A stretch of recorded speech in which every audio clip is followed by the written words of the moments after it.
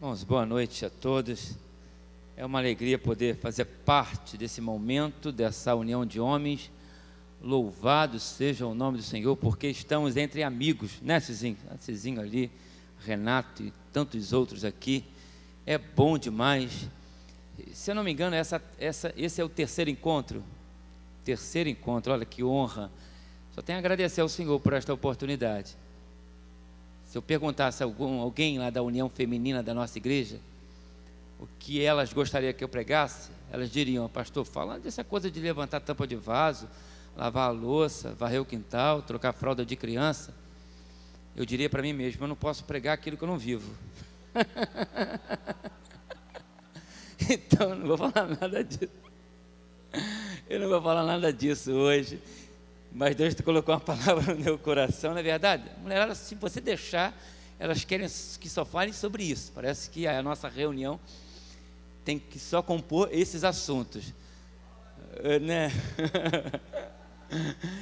Está com a gente aqui o diácono Sérgio, o irmão Alessandro, o diácono Marlon, o pastor Arvilei, é um pastor lá que chegou agora na nossa igreja também, já tem um ano, né, pastor Arvilei, lá com a gente.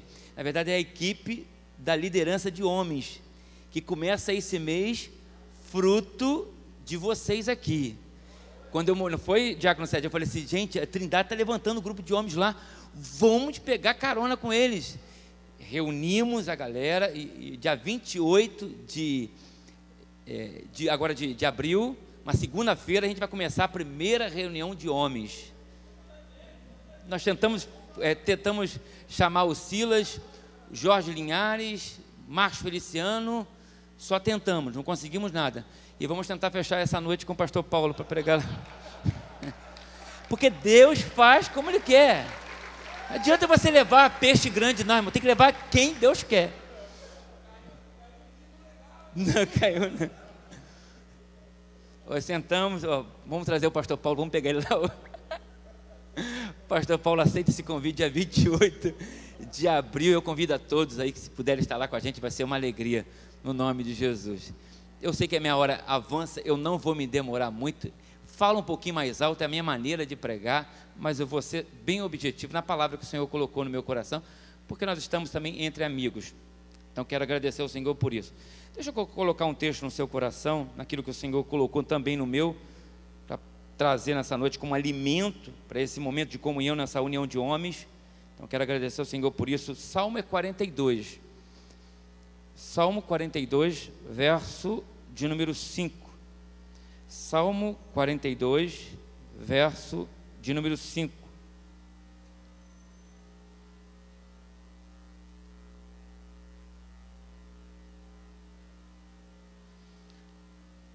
Salmo 42, verso 5. Porque estás abatida, ó minha alma, e porque te perturbas dentro de mim, ou em mim, espera em Deus, pois ainda o louvarei na salvação da sua presença. Porque estás abatida, ó minha alma, porque te perturbas dentro de mim. Senhor, eu quero colocar mais uma vez a minha vida, e eu quero agradecer por esta oportunidade, pela vida do pastor Paulo, de toda a equipe, toda a liderança dessa união de homens aqui da PIB Trindade. Agora quero rogar que o Senhor, mais uma vez, use a minha vida como instrumento e fale a todos esses corações, aos nossos corações nesta noite, no nome de Jesus. Amém e amém. Na verdade, eu começo falando sobre DNA. Não é o ácido que a gente conhece por aí, mas DNA é o desânimo não admitido. A grande verdade é essa, que a gente corre, luta, trabalha, tem uma semana cansativa, mas a peleja é grande. Eu penso que isso aqui também, embora nós estamos numa igreja batista, isso aqui é comunidade, porque isso aqui é corpo de Cristo. E a comunidade é uma soma total de seus membros. E é bom viver em comunidade, é bom saber que vocês vão começar a trabalhar com pequenos grupos. Nós começamos já tem um ano, e eu acho que vai fazer 2 anos lá em Trindade. Lá em Trindade eu costumo de falar aqui, lá em Rio Bonito. E tem sido uma bênção que Deus tem feito ali. Então é bom saber que essa união de homens está caminhando para aquilo que Deus tem direcionado para a vida de vocês. Mas só que essa união de homens não é só uma comunidade qualitativa ou somatória, mas ela é não somente numérica, melhor dizendo, mas qualitativa, tem qualidade em si. E eu penso que cada um de nós aqui tem um ministério, tem um chamado, tem uma vocação, e muitos aqui talvez ainda não exerceu esse chamado, esse ministério, essa vocação, mas eu penso que Deus tem sempre algo para fazer na nossa vida, e viver em comunidade é uma boa oportunidade da gente expressar isso, da gente viver isso. O que nós estamos pensando, o que nós estamos sentindo, o que nós estamos sonhando, fazendo como indivíduos, isso é muito bom. Eu acho que quando Deus levantou essa união de homens aqui e separou essa liderança, eles começaram a orar. Eu vi algumas fotos no Facebook de alguns encontros, e eu tenho certeza que isso tudo foi fruto de oração, direcionamento de Deus, e isso é muito bom. É bom a gente viver essa comunidade, essa união de homens para a glória de Deus. Isso é bom, até porque isso aqui não vai ser uma torre de Babel. Aqui a gente não vai fazer um grupo, vamos fechar esse grupo. Até porque quando o pastor Paulo perguntou aqui, várias pessoas levantaram as mãos pela primeira vez. Então mostra que o projeto que Deus tem aqui é grandioso. Vai alcançar mais gente, mais homens, mais pessoas que precisam ser impactadas pelaquilo que Deus vai fazer usando esse ministério. Deus pode usar o culto de domingo à noite, Deus pode usar a pastora, Deus pode usar os obreiros, mas essa unidade que Deus levanta nesse grupo, nesse ministério de homens, eu tenho certeza, irmãos, eu não quero estar aqui trazendo uma palavra do caos, mas eu quero trazer uma palavra de bênção. Eu tenho certeza que vai impactar, pois a primeira reunião já chegou em Rio Bonito, nós já levantamos uma união de homens lá. Mostra que o projeto que Deus tem com vocês é um projeto grande, que vai além, que vai avante. Eu creio assim. Agora, para isso acontecer, nós precisamos fazer dessa união de homens um momento, um ambiente alegre. E para ser alegre, eu preciso estar alegre. Para ser um ambiente acolhedor, eu preciso acolher, eu preciso abraçar. Como o pastor Paulo disse, abraça e aperta a mão daquele que está vindo pela primeira vez. É importante isso, para que isso seja fervoroso aos olhos do Senhor, numa presença de Deus. Eu preciso também estar nesse ambiente de fervor, buscando essa graça de Deus, para que a minha vida seja um jorrar, para que possa alcançar outros. Não pense você que nós vamos alcançar outros a nível de propaganda. Eu vi algumas propagandas da união de homens aqui, Facebook, isso é bom, mas a melhor propaganda é a nossa própria vida, o nosso outdoor espiritual. Aquilo que eu vejo, aquilo que eu falo, aquilo que eu penso, aquilo que eu compartilho. Essa coisa vai crescendo, as pessoas vão perguntar, mas como é que você está? Olha, a união de homens tem sido uma bênção, tem sido edificante na minha vida. Deus tem falado no meu coração, eu tenho sido renovado, reunião após reunião. Eu tenho certeza que quem ouve essas palavras não vai ficar de fora, vai querer participar. Agora é certo que nem todo mundo quer participar, tem muita gente que acha que não vai fazer falta, que não vai fazer a diferença pelo fato de estar um pouco desanimado. E eu penso que faz muita falta participar de um momento como esse. Faz muita falta, até porque se a gente não participar, outros vão participar em nosso lugar. O Charles ministrou aqui, adorou o Senhor. Se tem levita que não vai vir aqui, o Charles vai acabar louvando para ele. Então deveria ele estar aqui louvando, outros separando o momento de abraçar, de orar, porque nós precisamos exercer aquilo que Deus separou para a gente fazer, irmãos. E nesse corpo de Cristo é importante saber que todos nós temos uma função. Não tem, pastor Jorge Linhares tem uma mensagem que eu gosto muito, que se chama Corpo de Cristo. E essa mensagem ele diz que todo o corpo é importante. Todo o corpo. Talvez você esteja aqui, talvez você diga assim, pastor Robson, eu estou aqui, já participei dessa terceira desde o começo, não tive ainda nenhuma função, mas a sua presença já faz parte dessa função, de que Deus separou para você estar aqui. E é só o começo que Deus vai fazer, eu penso assim.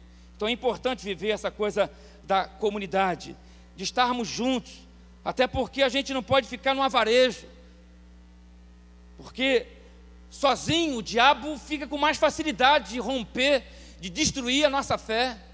Agora, unido é muito mais difícil.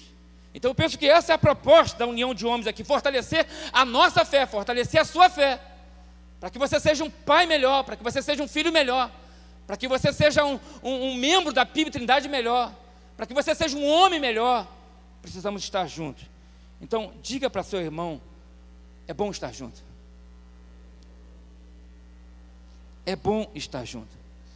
Agora, pastor Robson, onde o senhor quer chegar nessa noite? Pesquisando, eu pude perceber que o desânimo é algo terrível que tem acontecido no nosso meio. E na minha pesquisa, o homem está mais suscetível ao desânimo do que a mulher. E é fácil a gente ver isso quando a gente vê os departamentos, pastor Paulo, com várias mulheres. A gente vê isso. As mulheres estão aí, liderando a porção de coisas que poderia também estar junto com a gente. E essa coisa chamada desânimo é uma coisa terrível, que todos nós estamos propícios a passar, a enfrentar na carreira cristã. Presta atenção nessa ilustração, que diz o seguinte: conta-se que num grande mercado de ferramentas, o diabo montou uma banca com suas ferramentas de trabalho, vendendo a quem quisesse pagar o preço determinado. Lá estavam malícia, ódio, maus desejos, inveja, sensualidade, violência, cobiça, avareza, idolatria e uma infinidade de ferramentas destruidoras da alma humana. Mas havia uma separada de todas as outras.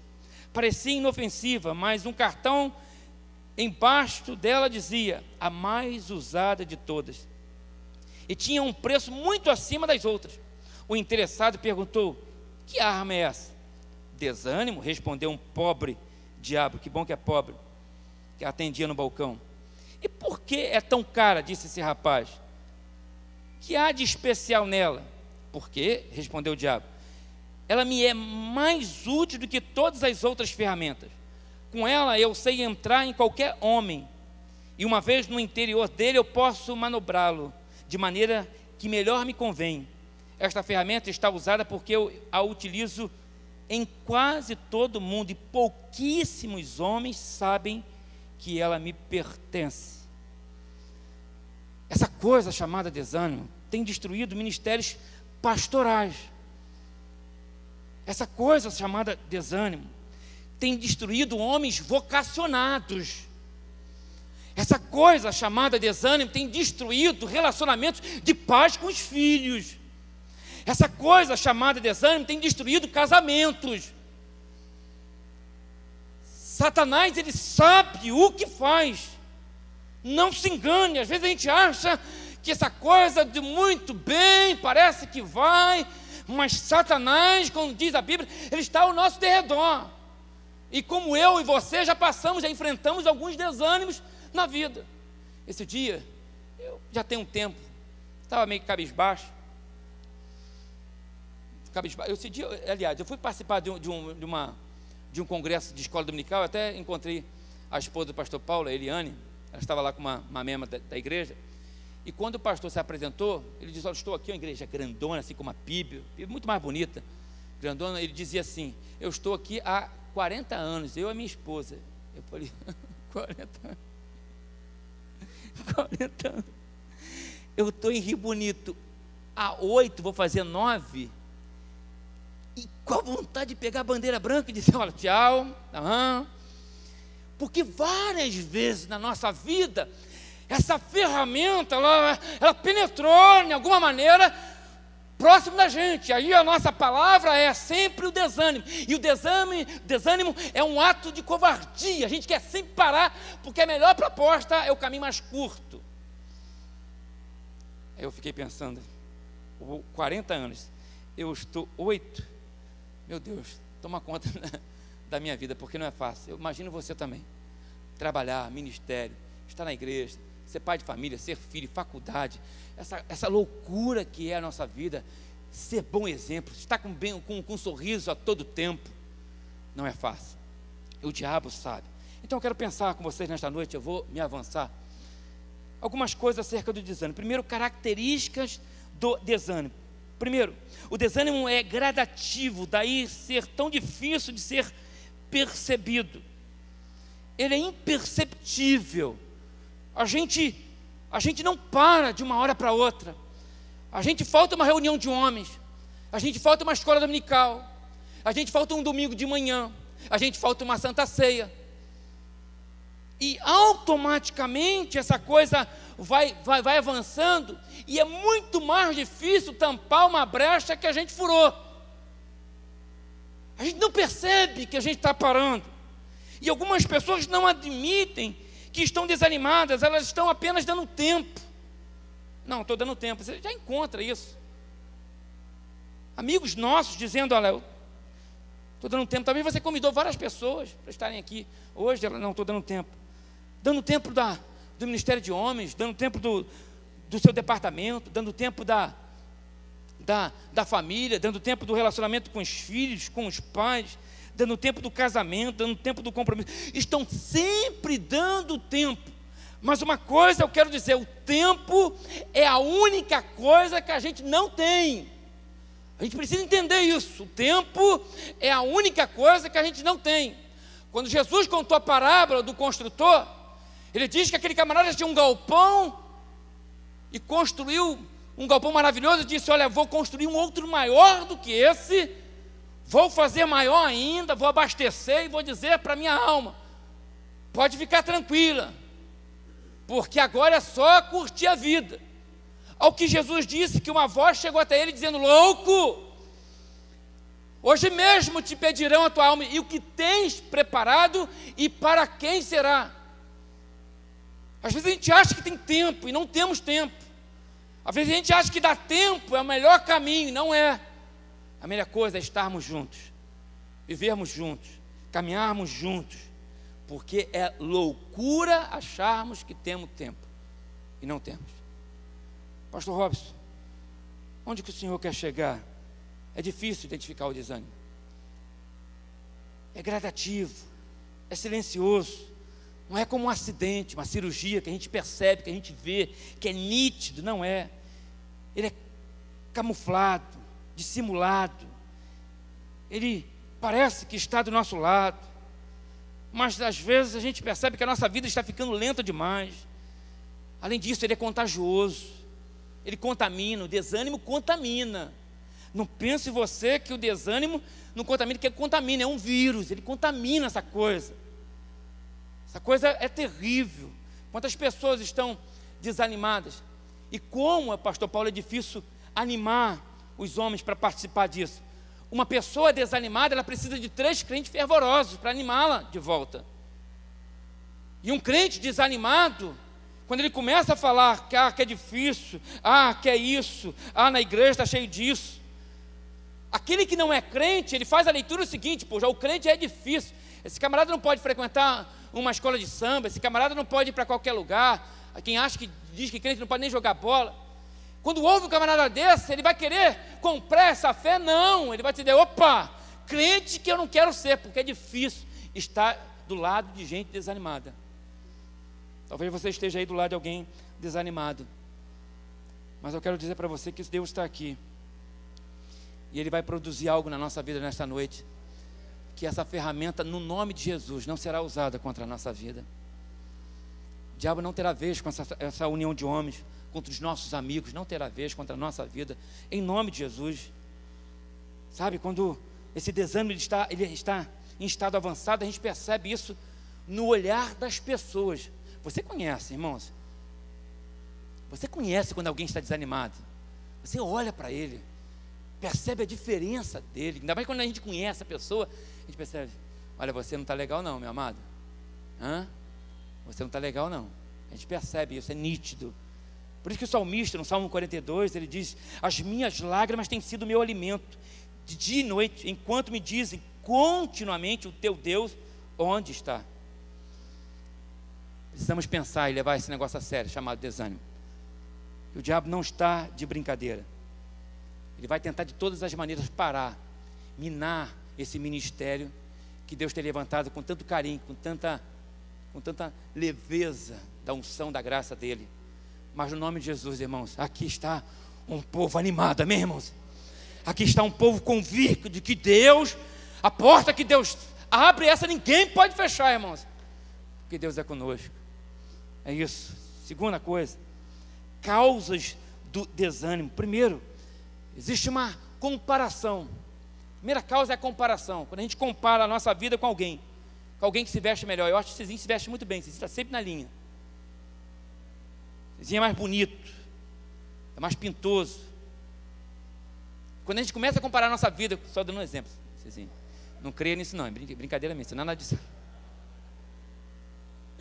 Quando a gente começa a comparar a nossa vida com alguém que está acima de nós, como é que vem um desânimo? A gente começa a olhar a nossa vida e achar que a nossa vida não presta, porque há uma injustiça da parte, sei lá, de Deus, de que o irmão tem para apresentar casa, carro e outras coisas, a gente não tem. Então a gente olha para a nossa vida, por que eu não tenho? Esse senso de injustiça vai trazer o desânimo.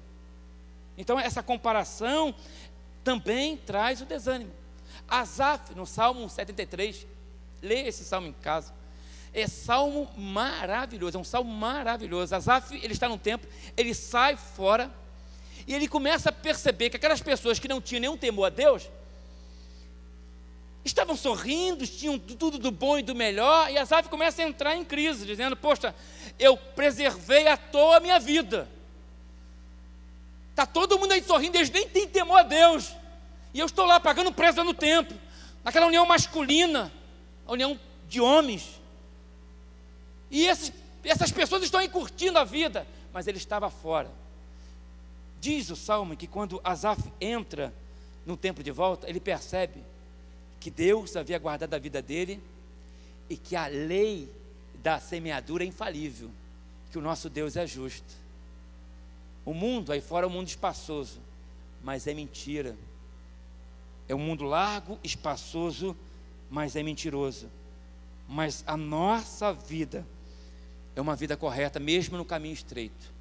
Mesmo talvez você não tendo uma casa própria, mesmo talvez você não tendo um carro, talvez você vai sair daqui e vai ter que pegar um ônibus, esperar um tempão um ônibus, mas eu quero dizer para você, meu amado, creia, que Deus tem sempre o melhor na nossa vida. Nós não precisamos ter para mostrar a grandeza de Deus, nós precisamos ser, porque Deus é grande o suficiente. Jesus deu essa resposta para o diabo, nem só de pão viverá o homem, mas de toda a palavra que sai da boca de Deus. É claro que a gente precisa de pão, por isso que ele falou. Ele não disse que a gente não vai viver de pão, mas nem só de pão viverá o homem. Então, irmãos, creia que Deus tem sustentado a sua vida. Então essa comparação traz o desânimo, o temperamento traz o desânimo, a solidão traz o desânimo, sabe? Isso acontece com o profeta Elias. Em 1 Reis capítulo 19, Elias diz o texto que ele, porém, foi ao deserto caminho de um dia, foi-se assentar-se debaixo de um zimbro e pediu para si a morte, disse, já basta, ó Senhor, toma-me a minha vida, pois não sou melhor do que os meus pais. Solidão. E todas as vezes que a gente caminhar sozinho, irmãos, a gente vai ter problema. Elias pediu a morte. Então eu penso que essa união de homens, ela é tão importante para essa unidade chamada corpo de Cristo, daqui da PIB Trindade.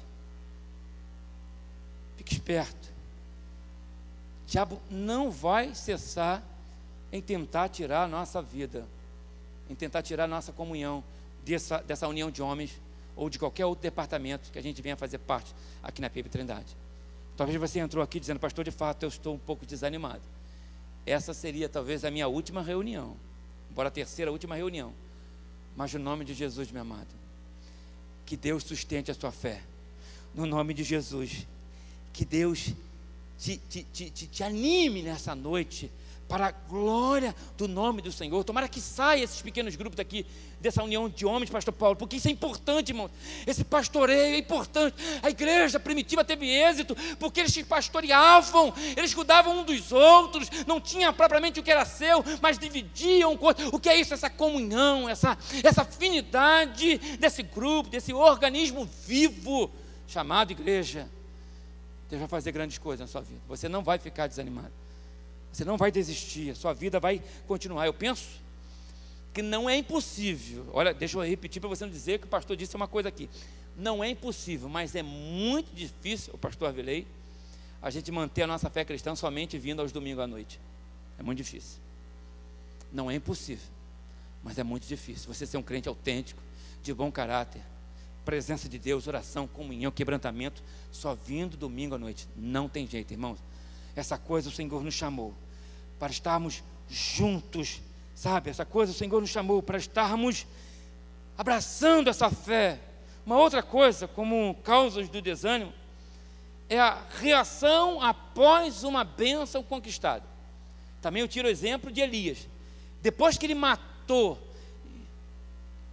eliminou os profetas de Baal, Elias tinha que estar com ânimo lá em cima, 100%. De fato não aconteceu. Ele caiu em desânimo quando aquela mulher mandou uma cartinha para ele, dizendo: eu vou pegar você, eu vou atrás de você. Note, ele derruba 400 profetas, é o nome mais falado naquele tempo, e a mulher manda uma cartinha maldosa, mas é uma cartinha maldosa que encontrou brecha.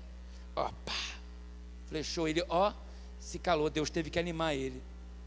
Uma vez, aconteceu um tempo na nossa igreja, o irmão, ele é um empresário, sempre foi cristão, pai é pastor de uma outra igreja, ele está lá na nossa igreja há muito tempo, antes do que eu. E Deus fez uma mudança tão grande na filha dele. Ele teve uma filhinha agora já com a idade um pouquinho mais avançada, e a filha dele teve entre a vida e a morte, e passou uns dias na UTI ali em Niterói. Eu fui comovido porque eu estava com meu filho ainda pequeno, então eu sentia a dor daquele pai quando fui visitar, quando fui orar para aquele bebê. A médica disse: olha, não tenha muita esperança, vamos fazer, assim que o médico faz, vamos fazer de tudo, mas eu creio que o mais o Senhor fará por nós. E a gente começou a orar, e aí ele começou a vir na igreja, pastor Paulo. Ele vinha na reunião, consagração. Se eu marcasse uma reunião 5 da manhã, ele estaria lá, ele estava vindo o tempo todo, ele, sabe, quebrantado, chorando. E a gente fez a leitura. Deus sabe de todas as coisas, mas Deus vai curar a filha dele. Deus de fato curou.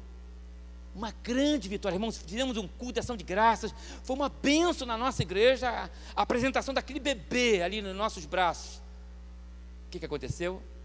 Ele deveria ser como Elias antes, está soltando fogos, voltar de novo às consagrações, às nossas reuniões. O que aconteceu? Ele não engrenou, ele parou, ele voltou de novo a estaca zero.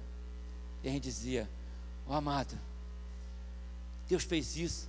E agora nós levamos ele, final de semana tivemos um acampamento jovem, e ele foi, né? O nosso irmão, os irmãos sabem quem é, os irmãos conhecem, sabem quem é que eu estou falando aqui. Irmão Jason, gente finíssima. E ele foi, e Deus ministrou o coração. E ontem tivemos um encontro de edificação, que é toda segunda-feira. Quem estava lá? O irmão Jason. E Deus levantou uma profeta, não foi ele, Sam?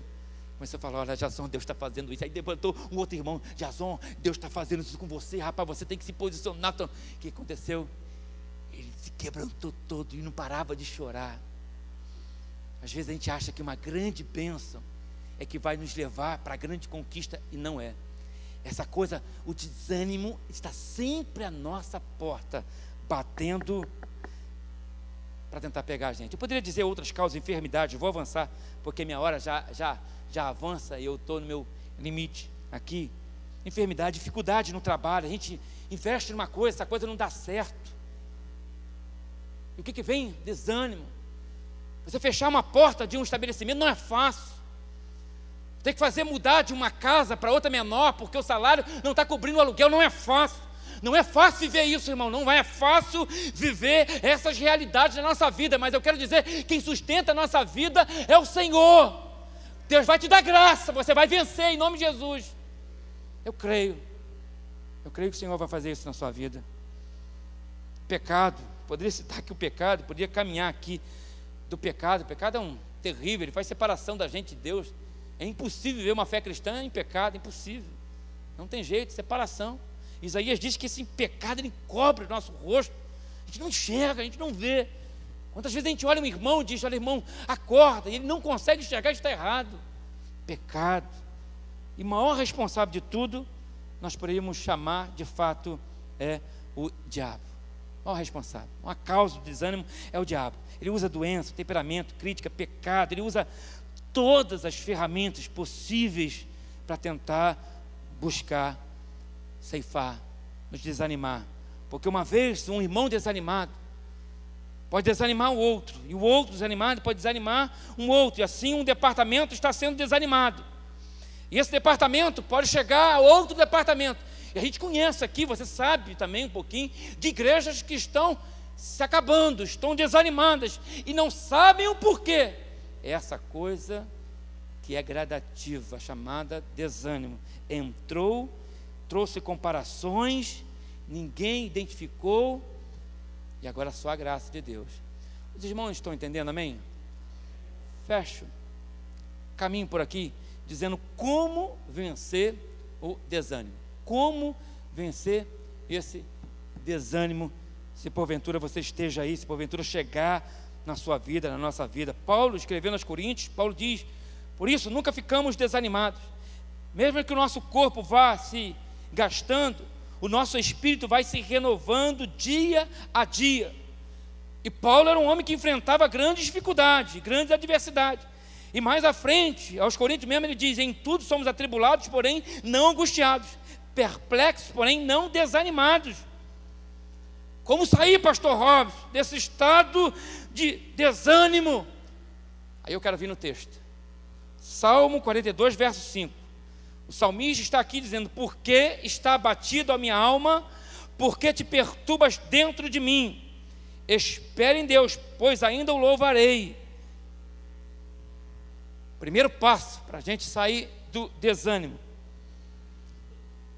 primeiro passo para a gente vencer o desânimo: tenha uma boa conversa consigo mesmo, porque é isso que fez o salmista.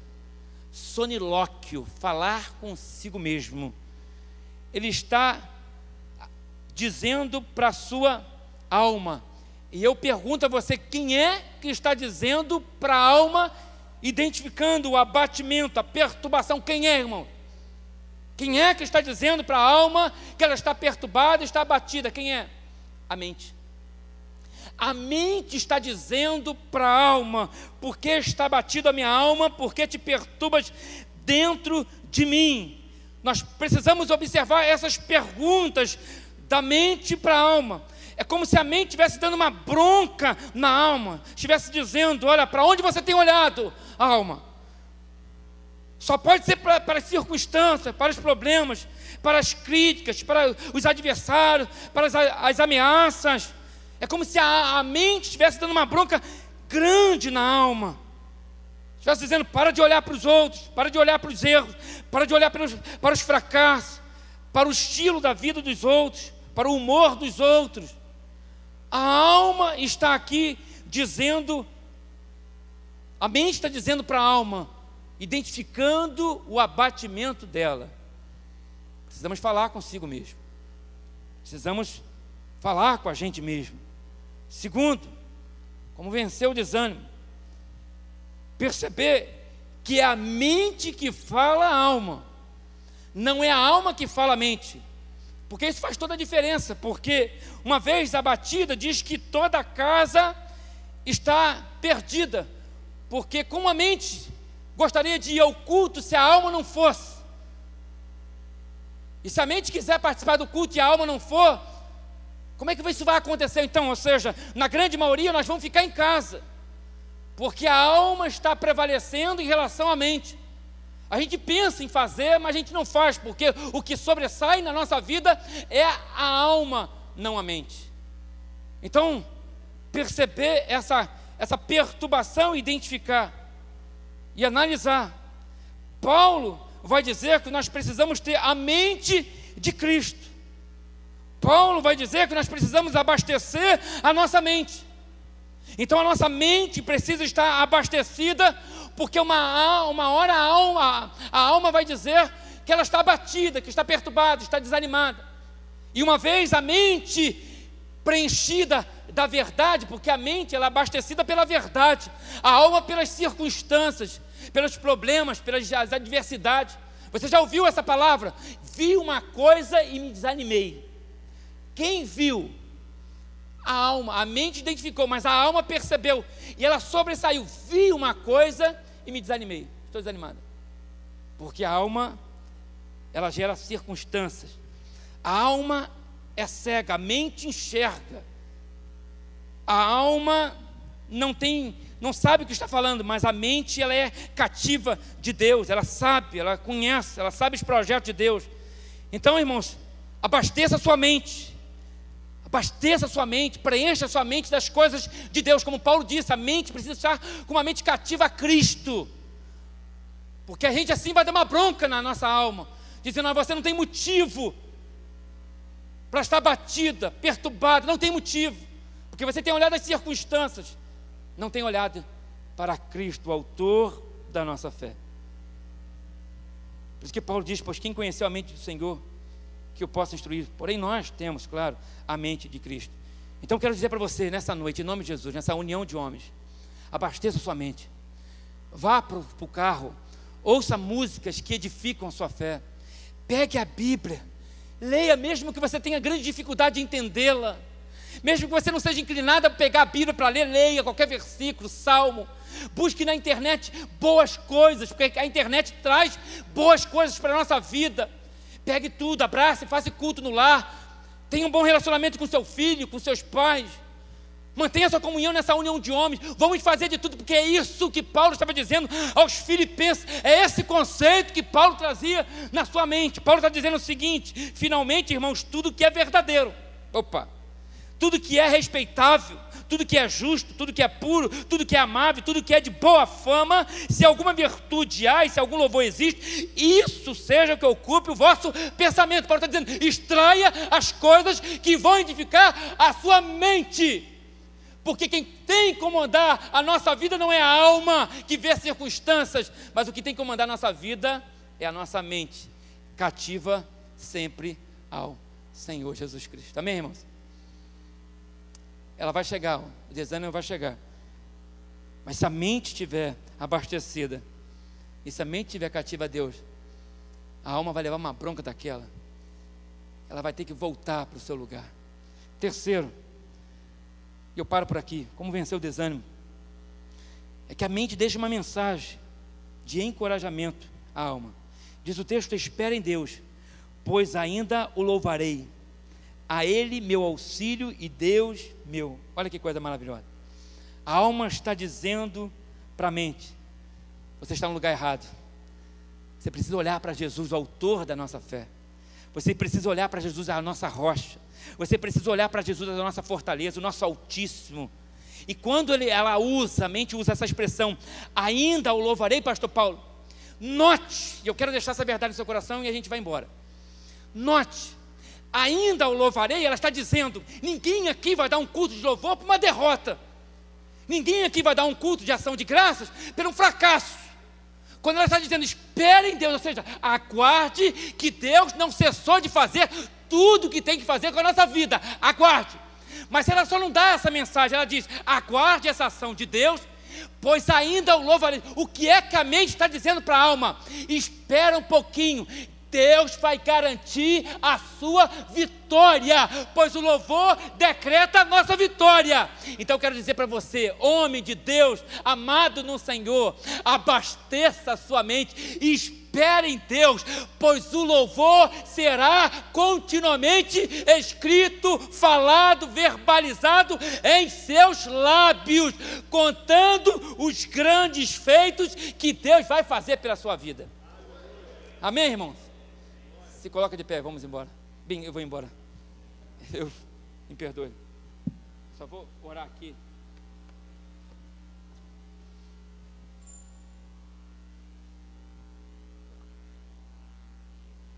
Pastor Paulo, posso orar? Isso aqui.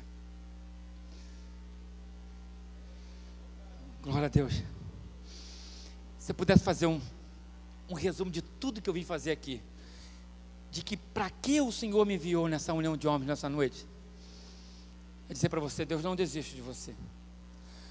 O que acontece é que às vezes a nossa mente não está abastecida e a alma prevalece.